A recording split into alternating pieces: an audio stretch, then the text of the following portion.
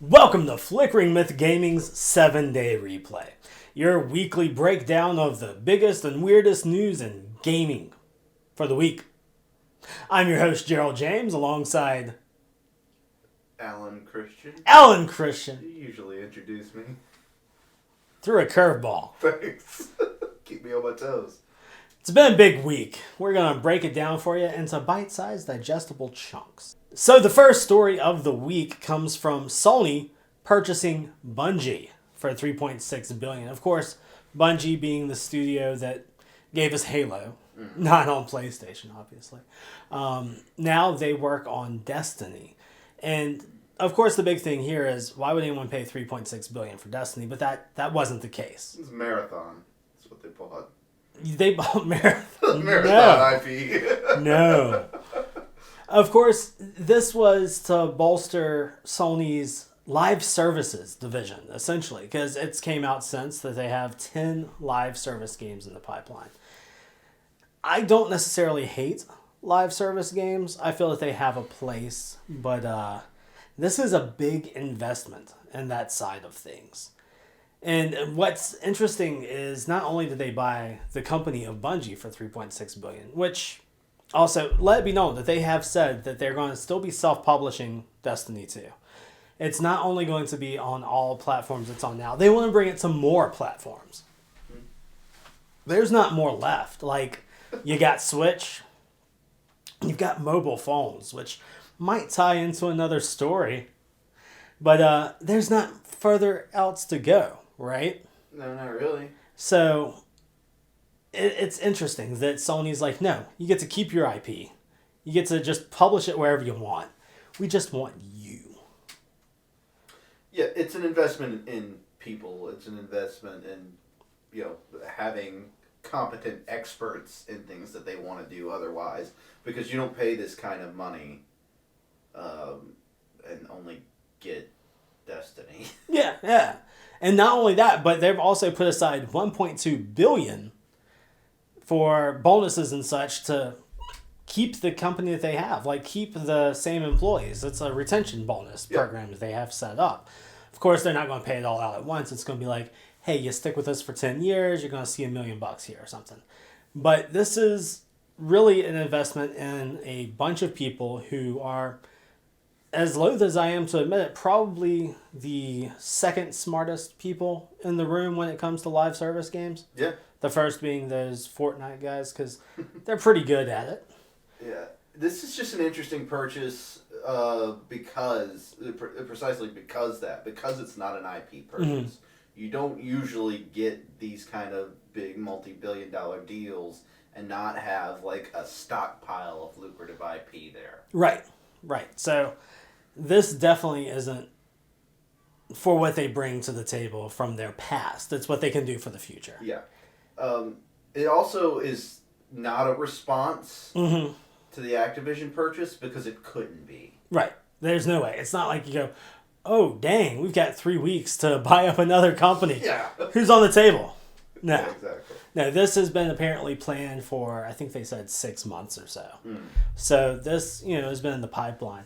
It just came at a weird time. Also, of course, Sony has said, look out for more acquisitions. There's more in the pipeline. They've got more cash to throw around.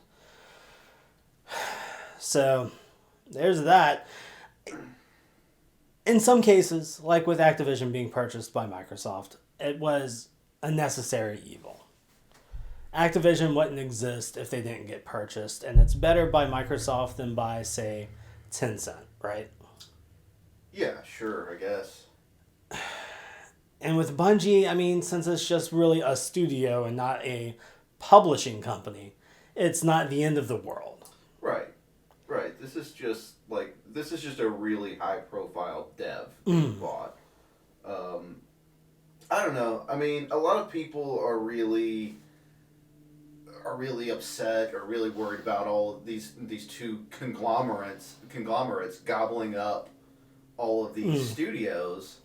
And, I hate to say it, but this is what you signed up for when these are the companies that you backed to win the console wars. Like, this consolidation I wouldn't call it inevitable, but foreseeable. Yeah, I mean, like I said, it's two conglomerates. What do you think they're going to do? This was always what was going to happen when your front runners became Microsoft and Sony. I mean, watch out now. Nintendo could buy those Stardew guys. Nintendo's not buying anybody. Nintendo doesn't buy people hardly ever unless they're weirdly forced into it. And they don't even know how to use what they already own, so there's that. Next on the docket, it comes a big surprise to everyone. This is the shocker that, like, I cried a little bit, especially if you followed Alan and I for a while. You know, I backed this particular horse pretty heavily in the beginning. And, well, according to Business Insider, Google is stepping away from Stadia. They are winding it down and even selling the tech to third parties. Which, not a bad idea. The tech is good. So it'd be nice to not see this tech wasted. Yeah, it's literally what I said that they should have done 2 years ago. Yeah. Like, I hate to be this guy, but there is a good long trail of me giving an opinion on Stadia and literally right about everything. Sorry. You love being that guy. I don't know what you're talking about. Like, I love, yeah. That's your shtick. You are that guy. Yeah. No, I like being wrong more than anything. Because I usually have a pretty pessimistic view, so when something can come out and be like, no, you got it wrong and this is successful. Usually, unless it's a terrible thing. But you know. So, Stadia was a failure. Let's go ahead and call it like I see it. I like the idea, and don't get me wrong, I believe in 10 years' time, you're only going to be streaming your games. There's not going to be any physical game for you to own. The next Microsoft console is going to be a dongle. It's coming. This just came a little too quickly and from a group of people that didn't care enough. Exactly. That was always the problem, is that it was Google. Mm-hmm. It was Google arriving somewhere a little too early, which has happened 1,000 times, and this is exactly the trajectory that happens every time they do it. They either arrive somewhere too early or somewhere too late. And then they don't put the investment into it because they're so used to just like their handful of things. They were at the right place at the right time, and they didn't have to put much effort into it, so they are a no-effort company. So if things take any resources, any commitment, they're going to be out. Yeah. This is not surprising. I'm hoping that other companies can put it to good use. Of course, one of the companies that was listed as a possible buyer of this tech was Bungie, which is why I brought it up in the previous story. And that would be the way to get Bungie on a cell phone, right? To get Destiny 2 playing on your cell phone. Sure. Is with this streaming tech. And, you know, we're seeing it now with the Switch. Like, if you want to play a big boy game, you got to stream it. If you want to play 15-year-old games, apparently, you got to stream it too. So, I just want to pour out a drop of beer for the homies over at Stadia. I have my founder's badge. I haven't paid for Pro in months. But still, you were missed before you came out. But yeah, still, sad to see you go. And finally, the biggest news of the week. Headlines everywhere. This dominated the gaming news cycle. Grand Theft Auto 6 is officially going to be a thing, y'all. Really? Imagine that. They're actually a publicly traded gaming company is going to make a sequel to one of the best-selling games of all time. You think they're going to make any more than Mario's? It's a possibility, but they haven't confirmed it yet. So wait for that tweet that says, "We're making Mario," to get 500,000 likes. We're only making another game in our cornerstone franchise. It's like what all of our business is built upon. Guess what? We're making another one. I understand. Like, I get it, people. Grand Theft Auto is one of the pariahs of gaming. It's one of the biggest names out there. It's big. It's big. I get that. And this is the first time that Rockstar's ever said officially it's happening. But if you didn't think already that this has been in development for 5 years, you're out of your damn mind. Oh, I don't know if it's been in development for 5 years. It has been. I'm sure it has been. At least they've been working on, the engine and such like that. Yeah, sure. This after Red Dead 2 wrapped. I'm sure they started on Grand Theft Auto 6. Oh, yeah. Was that? I don't know if that's been 6 years. I'm terrible with math. Still. So, gaming public, I'm glad that you're happy about this. I'm happy with you. I am. But this isn't news, y'all. They're making a new Mario. They're going to make a new iPhone. These are just here first. Yeah. These are just given. I mean, you don't see EA throwing up Madden 23. And people going, "Oh my god, they announced it. They're making Madden 23." This is a given. Yes. Grand Theft Auto has a longer development cycle, especially given that they would just rather sit back and let you spend all your hard-earned money on shark cards than put out a game. But for it to be this big, this hype-inducing, and I'll praise them. I'll even praise them here for a second. I'm glad that we didn't get a press release where it's just a zoom out on a logo. Because you know what?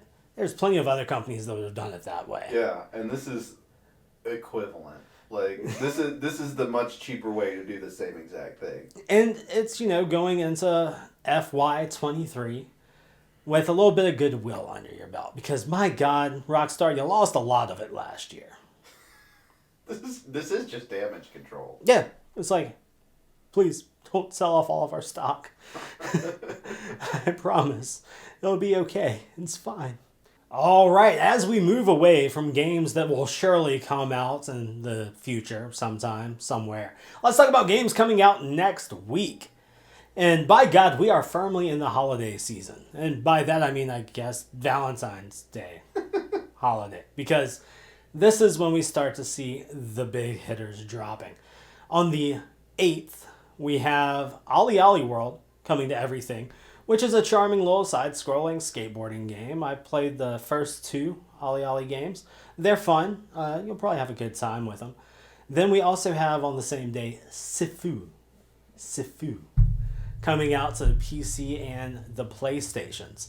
This one is one that's grabbed my attention. I'm eager to see how the reviews pan out. This is a very martial arts heavy game that has really good looking combat. Like, I haven't seen hand-to-hand combat this good before. But it also has a weird mechanic where whenever you die, you age.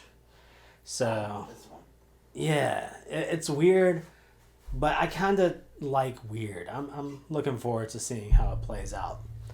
Also, on the 10th, we have Crossfire X coming to the Xboxes and Game Pass. Now, apparently this was a first-person shooter that hung out on the PC forever, or at least this franchise, and is just now coming to consoles. If this game wasn't on Games Pass, I don't think anyone would care. Just being honest. It looks almost generic, but I don't know. We kind of need a really well-done generic shooter to come disrupt the space that's been destroyed by Call of Duty and that Battlefield. Aside from that, also on the 10th, Kingdom Hearts comes to the Switch. All of the Kingdom Hearts. Every Kingdom Heart you've ever wanted can be downloaded. Wait, nope, not downloaded, sorry. Streamed.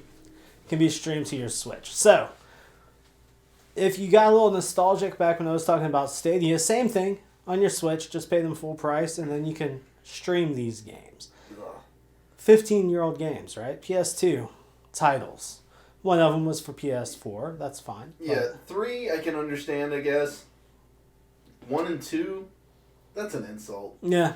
Look, it's irrelevant to me because I don't care about being an anime hair kid hanging out with Goofy. But, how insulting! How just an absolute slap in the face to anybody who wanted to play these games on the Switch. It's what they deserved. Yeah, for wanting to play as an anime kid hanging out with Goofy. It's what you deserved. And Cloud. But hey, I've got some exciting news that's not going to disappoint you. Power Slave Exhumed! Power Slave! Also coming out on the 10th. This is coming out to PC and consoles, pretty much everything. Power Slave, I played it on the PS1 back in the day, listening to KMFDM CDs in my mom's house, and I'm excited for this. Yeah, this is important. There's an important distinction here. This is the console version. Yes. This is the version that came out on the PlayStation and the Sega Saturn. It is very different than the Build Engine game that came out on PC, which is also good. Same people making it, but very different games between PC and console. This one's much more Metroidvania. This was the Slave Driver engine. Mm-hmm. It's what they used to make Quake on those consoles, and I think Duke Nukem and all that. And they did those ports on this engine, and it's a cool game. It's something to be excited for. What's the name of this company? Who's doing the redo? Yeah. That's Night Dive, right? Night Dive, yeah. They've been doing some good stuff lately. Oh yeah, Night Dive is the business when it comes to reviving old stuff. I think they started with the System Shock games, and they've just done almost every remaster port of those old PC games and things things in this vein has been Night Dive. They did the Doom 64. They worked on that Quake remaster. Ton of things. Either way, we're excited for this one. Y'all should be too. It's probably going to go under the radar with everything else coming out around it, but definitely pay attention to this one, y'all. If there's a game that both me and Gerald are excited for from our youth, that's saying something. We don't agree on anything. We don't. We have very different tastes when it comes to games. And this is one that hits with both of us. True. All right, and of course, I like to always send you home with a recommendation. And with so many hot, fresh titles coming out this February, you know I'm going to hit you with something older than dirt. So, this week my recommendation is something you might not even know existed. That's a game on Steam called Typing of the Dead Overkill. You might have known that House of the Dead Overkill was a thing where they went with a grindhouse, M-rated style House of the Dead, but they made a Typing of the Dead version of that. And if there's anything cooler than shooting zombies in a grindhouse, slapstick, crazy game, it's not shooting them at all, but just typing out words to kill them. It's so rad, and it will improve your typing skills. This is a way for you to improve your real-world skills while killing zombies as a stripper nurse. Mavis Beacon slaughters zombies. Exactly. This is a rad-ass game, and I highly recommend it. Go check it out. It's $20 on Steam. Thanks for tuning in to another week of Flickering Myth Gaming 7-Day Replay. I'm glad that we're back in this rhythm. I'm glad that we're having this conversation, this back and forth. It's nice to hear from you in the comments below. Also, make sure to like, subscribe, and share this with all of your friends so that we can quit our crappy jobs and just do this for you full time.